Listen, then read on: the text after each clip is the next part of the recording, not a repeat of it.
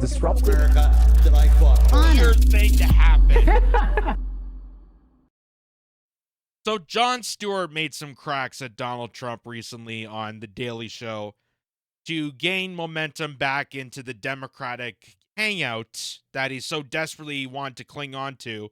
He kind of lost it when he mentioned about COVID and the Wuhan lab, and then tried to gain back by getting, interviewed with Hillary Clinton and Condoleezza Rice, two of the biggest warmongers.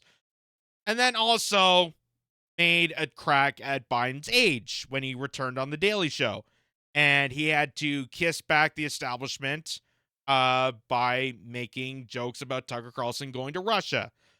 So now here he is making jokes about Trump and his victimless crime of overstating his real estate, which it is a victimless crime. The banks are still continuing to do business with him, and every single real estate marketer has done it since the beginning of real estate development. And in fact, it's hurting more people that they're trying to prosecute this than it is trying to actually save anybody from the meanness of Donald Trump. So it goes into this here from the Daily Beast. I can't show the actual clip because Comedy Central, Viacom would have a heyday on copyright issues. So I'm just going to show you the article of which Jon Stewart says, Jon Stewart breaks down why Trump's brazen fraud is no victimless crime, according to the Daily Beast. The Daily Show host can't understand how some people seem to think Trump's civil fraud case was no big deal. So it's amazing that he's trying to do this in light of being part of the Democratic, hangout and wanting to gain back his momentum of hanging out with the liberal class again and being part of the establishment.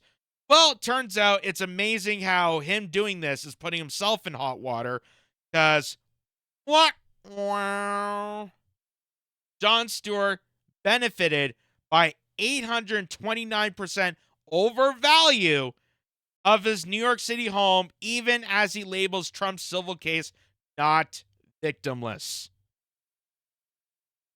So amazing that Jon Stewart is showing his shadow. Jon Stewart is pecking at Trump because his shadow is about to be exposed. So this goes on by saying comedian Jon Stewart ranted this week that Donald Trump's civil real estate case overvaluing his properties was not victimless. Yet, when it comes down to his own home, Jon Stewart benefited from a similar inflation. On Monday night, Stewart, of 61 years of age, unpacked Trump's $454 million appeal bond, calling out experts framing the former president's New York civil case as not causing direct harm to any individual. The Daily Show host rolled a clip of CNN's Laura Coates interviewing Shark Tank star Kevin O'Leary, who commented that the ruling did not go over well with the real estate industry that was not fretting over the possibility of becoming the next target. And what they didn't show in that clip was Kevin O'Leary and even the CNN host herself using legal analysis to point out that every single person does this in a business practice, and it's perfectly safe. It's harmless. And in fact, that Trump was doing this to a mega bank, to a mega conglomerate bank, and they still wanted to do business with Donald Trump, shows how victimless this crime really is. And the only reason that they're doing this, again, to find another excuse to prosecute, to silence out, and to barge Donald Trump from getting elected again. But it's amazing that the people that are so stingent on this are exposing their own inner demons.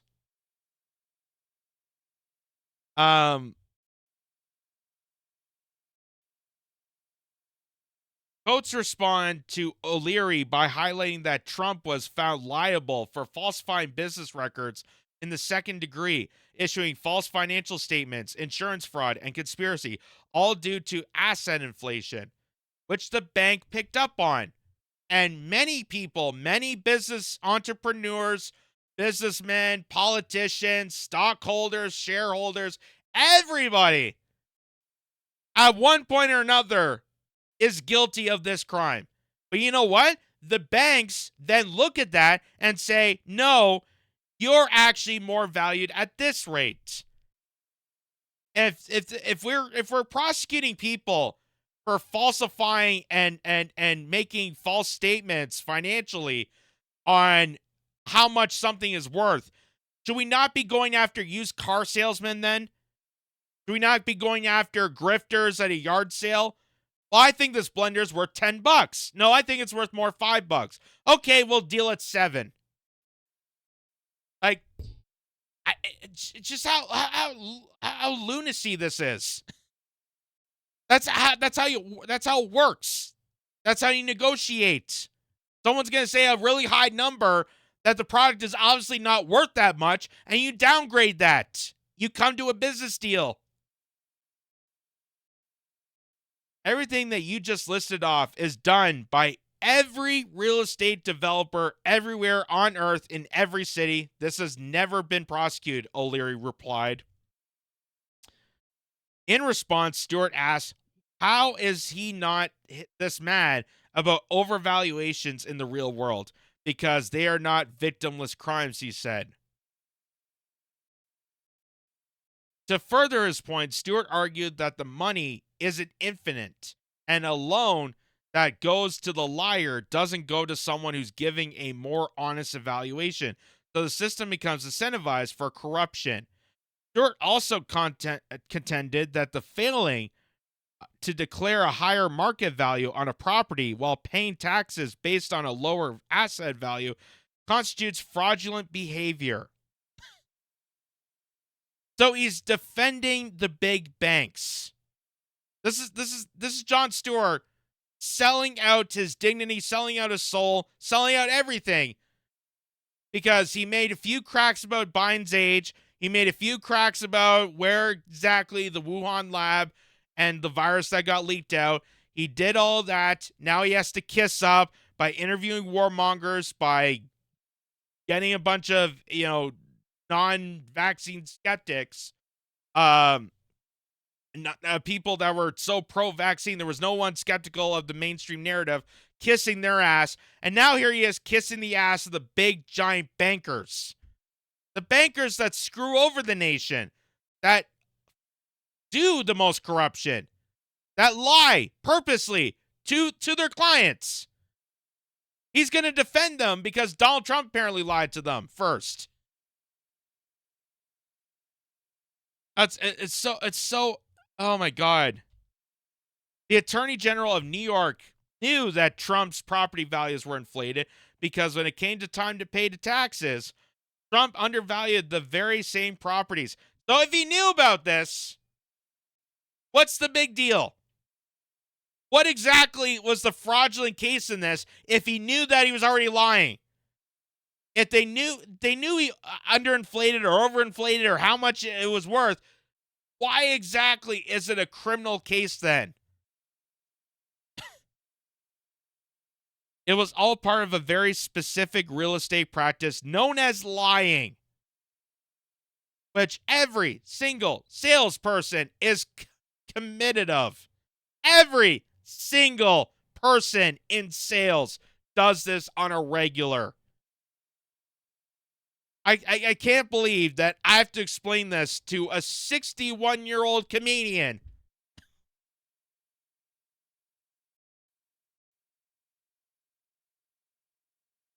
But here's where it gets interesting. But it didn't take long for the internet sleuth to look into Stewart's own property history, which shows his New York City property penthouse sold for 829% more than its asseted value, records confirmed by the Post reveal.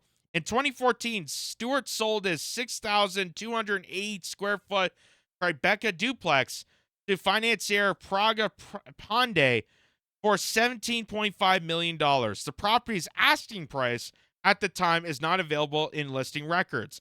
But according to 2013-2014 assessor records obtained by the Post, the property had estimated market value at only $1.882 million. So look at that. Jon Stewart is committed of lying. Jon Stewart doesn't have a trial. Jon Stewart isn't making mainstream attention on this. But Jon Stewart's okay with him overinflating his value to get more money. But it's not okay when Donald Trump does it. A sleazy real estate tycoon has been doing it for years. For years. That's his whole entire shtick. That's the reason that Donald Trump became the success that he is. Everybody was okay with it. People wanted to worship him. They went on the Celebrity Apprentice and worshiped him. But now he's in politics, and now it's a bad thing. Now we have to dig up everything that he's accused of in his former years to, again, silence out the competition. And it's amazing that now Jon Stewart, that used to be a voice for the people, I thought, back in the day, and actually looked up to when it came to stuff like this, is now selling out everybody for the corrupted establishment. He's trying to defend big, giant banks by saying that Donald Trump is a liar because the banks caught on to him lying and already negotiated with him. It is so absolutely stupid that people on CNN interviewing Kevin O'Leary pointed this out already. But apparently Comedy Central has not got the memo. Apparently Jon Stewart is so dead set on kissing the ass of the establishment one more time to get back that momentum that he doesn't realize he's casting his own shadow, and now people are seeing it out in the open. People are seeing his shadow, that he is also a fraudulent person. They also committed the exact same victimless crime that he was able to get away with.